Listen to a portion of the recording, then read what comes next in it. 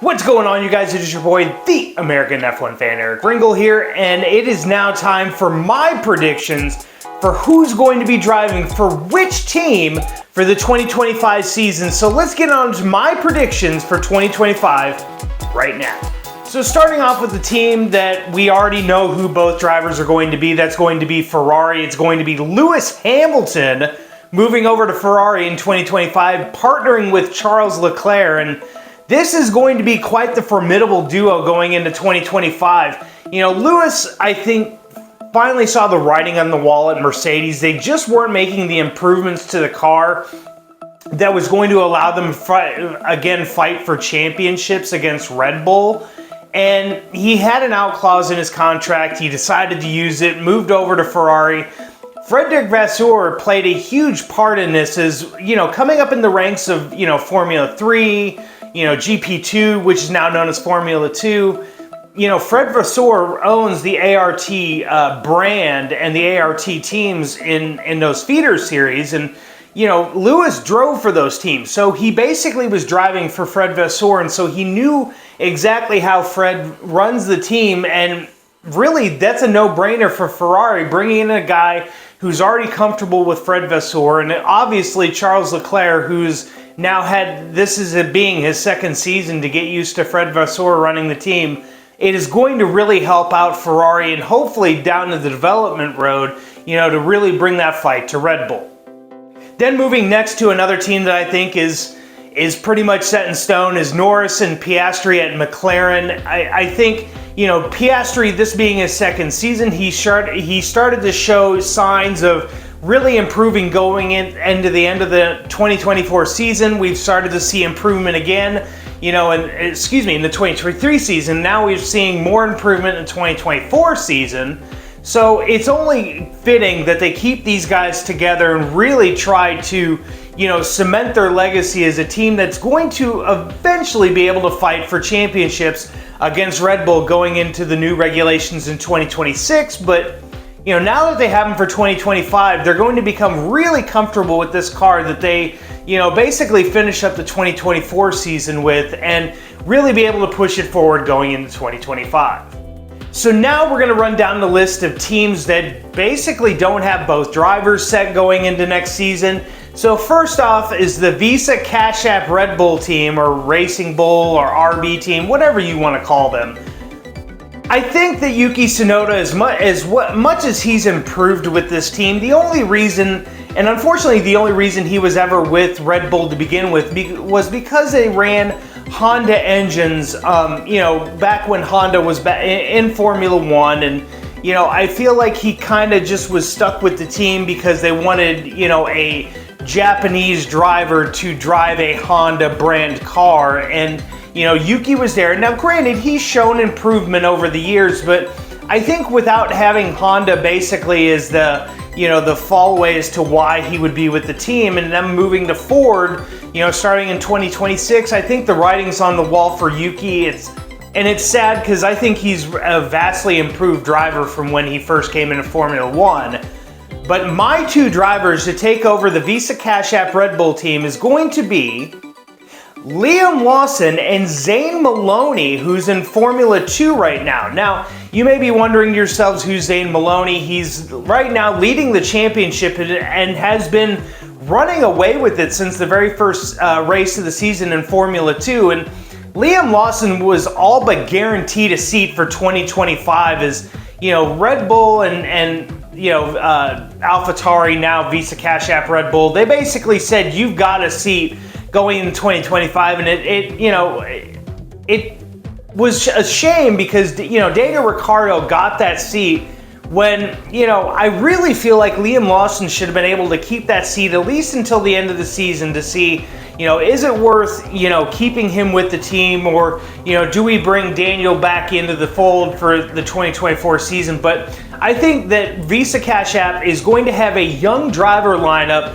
going into 2025, where they're going to have a guy like Liam Lawson, who's been able to show that he can drive in Formula One and put up results with a really good car. And they're going to bring in a young driver by the name of Zane Maloney, who's going to be able to, really learn Formula One. He's a Red Bull Junior driver, and he's really kind of the lead guy as far when it comes to, Formula, the next step to Formula One. And with Maloney leading the Formula 2 grid right now, and if he goes on to win that championship, obviously he can't stay in Formula 2, so the next logical step would be to step him up to the Red Bull B team and have him partner along with Liam Lawson. So moving on next to Alpine, even though this wasn't really a given and both drivers aren't even under contract for 2025, I went with the pairing of Pierre Gasly and Esteban Ocon. Now you may be wondering yourselves, why have I gone with this pairing? And it's quite simple. Alpine is a god-awful Formula One team right now, and they have no signs of no signs showing that they're going to be getting better as the season progresses. And I think with Alpine, they know that they're going to have drivers in place that have already driven the car, already know what the issues, what the strengths, what the weaknesses are of the car, so that they're going to be able to develop that car going into 2025 and be able to put on parts to the car, updates on the car that are going to further up that car in the grid for the 2025 season. So I really feel like Alpine's going to stick with the driver lineup that they have now. So moving on next to the Williams team. Now, I think Williams has found an amazing driver in Alexander Albon. He's basically had a resurgence in Formula One. We all thought that Alex was, after he got dropped by Red Bull, he was going to kind of fall out of Formula One. We were never going to see him again, maybe see him in some other racing categories. But he has made a resurgence at Williams, and I think Williams is going to do everything in their power to really start building this Williams team around him. And they're going to keep Alexander Albon for 2025, but who are they going to partner with him for 2025? And here's my first big surprise for the 2025 season, and I think his teammate is going to be Sergio Perez. Sergio is going to make the move over to Williams. I think Red Bull, the writing is on the wall at Red Bull. They, as much as, Sergio Perez has been able to, put up the results year in and year out, and, he's been kind of able to hang with Max Verstappen so far at the start of the 2024 season.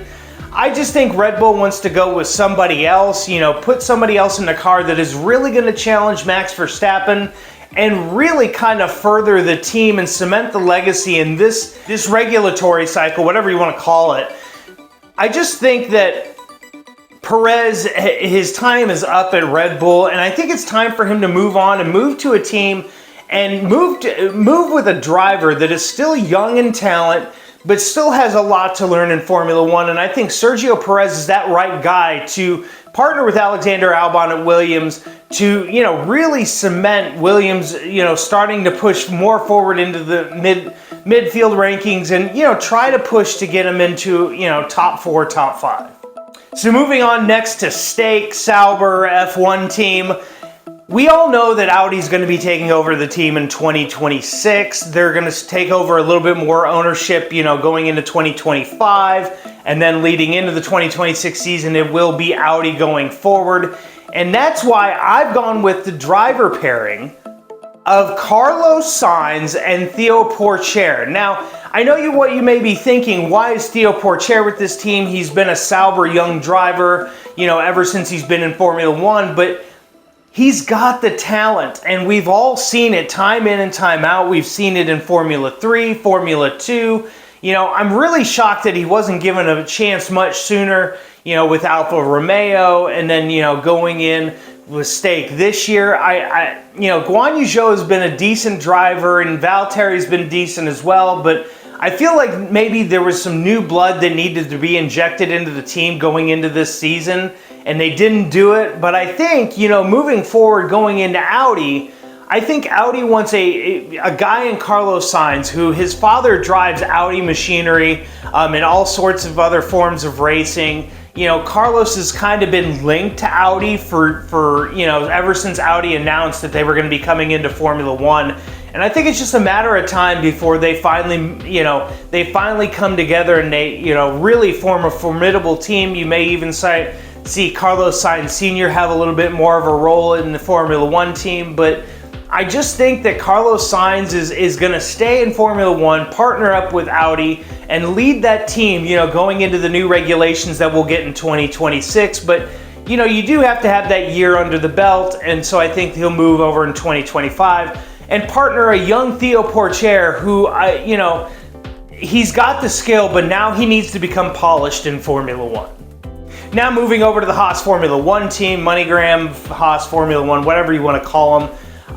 It's shocking that 2024 is the season that, they're basically sixth in the constructor standings through 2 races of the season. Wait to see whether or not they are able to really update that car to really kind of push themselves up further in the midfield, or if they eventually, do like they did last year where they start off strong but then fall off at the end. That's wait to be seen, but Nico Hülkenberg and Kevin Magnussen have been 2 relatively decent drivers for Haas Formula One team. Obviously with the change at the helm and Ayo Komatsu now taking over as the team principal at Haas. Unfortunately, Kevin Magnussen is that last little piece of the puzzle of the team, from the very early beginnings, the lovable midfield team that, we were all hoping was going to be a team that was going to shock people, shock the world, turn some heads, and they just haven't done that. And I just don't think Kevin Magnussen returns for the 2025 season now with Gunther gone. But my 2025 driver lineup for them is going to be Nico Hülkenberg and Oliver Biermann, Ollie Biermann, coming over to the Haas Formula One team. Now I know there are tons of European Formula One fans saying, no, Ollie, don't do it, don't join Haas, don't do it. None of us have a choice in this matter. Let's be totally honest. Ferrari, Haas is basically now Ferrari's B team, and Ferrari, for all intents and purposes, want Ollie on that grid as soon as possible. And here's the thing, is when I was doing my, my picks and I was trying to write these all down, I don't know if Oliver Biermann is quite ready. Yes, he had a great race in Saudi Arabia. Don't get me wrong. Did an amazing job for stepping into a car that he's never driven before, and he was basically, being asked to do this gargantuan task and stood up to it and was able to get a 7th place finish in Saudi Arabia. But I just kind of questioned on whether or not he could do that, week in and week out right now. And I feel like the best bet for him is to have one more season in Formula 2 and then raise him up to Formula 1 next season. And like I said, Oliver Biermann is the next big thing for Ferrari, and Haas is the Ferrari B team, in Formula 1. And so I think that Haas is going to be, kind of forced into bringing Oliver Biermann onto the team, and really developing him over the next couple years to get him ready for an eventual Ferrari seat. So next up is Aston Martin, and we all know, Lance Stroll is going to be with the team. As long as he still shows some signs of wanting to be in Formula One, we're getting Lance Stroll in Formula One. That's just all there is to it. As much as all of us will disagree and say he needs to be out of the, out of Formula One and out of the sport, he's going to be there. As long as his daddy owns the team, he's going to be there. But partnering him next season will be Felipe Drugovich. Now, he's the reserve driver for Aston Martin as we are right now. He showed signs in 2023 when he had to step into the Aston Martin, take over testing for Lance Stroll when he had the injuries to both of his hands and wrists. He was able to show that he has some talent. Now, yes, he's been out of the sport now for over a year. He, after winning Formula 2 and becoming the reserve driver at Aston Martin, he really hasn't raced anywhere else. And I just think that Felipe still has a ton of talent to be able to push a Lance Stroll. Even as a rookie in Formula One, he's going to be able to push Lance Stroll into having Lawrence Stroll make a huge decision on whether or not to keep his son in Formula One or just to sell the team outright and get out of Formula One altogether. So moving on next to Mercedes, this is going to be, I think, a surprise pairing for a lot of people. And I know I've seen a lot of lists out there and nobody's brought this name up at all. But so George Russell is already under contract for Mercedes for the 2025 season, but I think partnering him going into the 2025 season is going to be Valtteri Bottas. He's going to make the move back over to Mercedes and partner up with George Russell, be that second driver and be that guy that is going to be able to loosen up George Russell as it is. I think sometimes we look at George Russell and we still, know that he's a young driver, but I think he's starting to get a little bit, not necessarily stuck up. I don't know what the right word would be, but I think he's too much of a stick in the mud.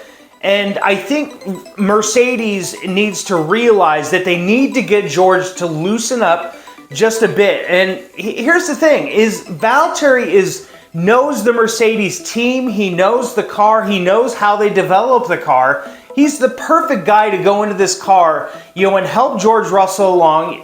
Valtteri's only got maybe a couple years left in this, in the team and in Formula One as it is anyways. And really, I don't think you want to bring in the likes of Kimi Antonelli into the Mercedes team with only 1 year left in the regulations as is, with 2026 being a whole new regulation reset. You want to probably bring in Kimi Antonelli in at that point. Why not have Valtteri come in, make some tweaks, touches, and updates to, the W16, what it's going to be called.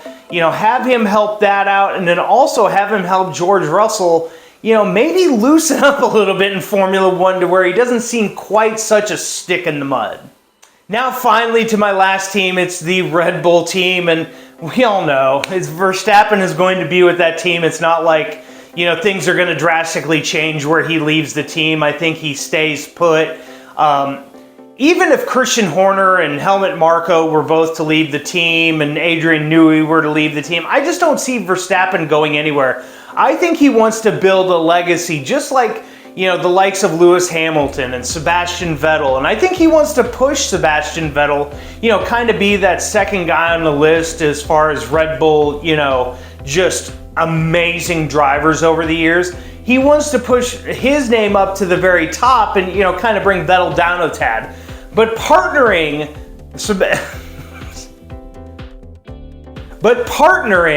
Verstappen at Red Bull is going to be the ageless wonder himself, Fernando Alonso. I just think Fernando wants one last shot at winning a championship, and potentially having race victories to add to his already growing legacy in Formula One. Fernando Alonso is he's like an ageless talent. I almost feel like he could still be driving Formula One at the age of 50. And really, here's the other thing that we have to think about too, is that Red Bull doesn't have a lot of drivers in the pipeline. Yes, they have Liam Lawson and Zane Maloney, but Daniel Ricciardo's not going to be around forever. You've basically ruined Sergio Perez and any chance that he has at potentially, bettering himself as bettering himself at Red Bull. I just think he's going to move on. And I think this would be the perfect guy to, be able to really hone in and really be able to push Max Verstappen, to really put out more talent than we've seen. And not saying that Max doesn't have any talent, it's just he's not had a teammate that's really been able to push him to the edge, and push him to fight for drivers' championships. But guys, let me know in the comment section down below what you guys think of my list and who you guys think are going to be driving where in 2025, guys. Let me know that in the comment section down below. Guys, as always, slap a like on this video to help this video get out to more and more Formula One fans. And if you are new to my channel, please hit that subscribe button. It helps me out immensely. We're on the road to 500. We've been gaining so many subscribers just every single week. We do live streams, but you gotta be here and you gotta be subscribed to find out when those live streams are happening. But guys, thank you so much for watching this video. And guys, for the American F1 fan, I'm Eric Ringel, signing off.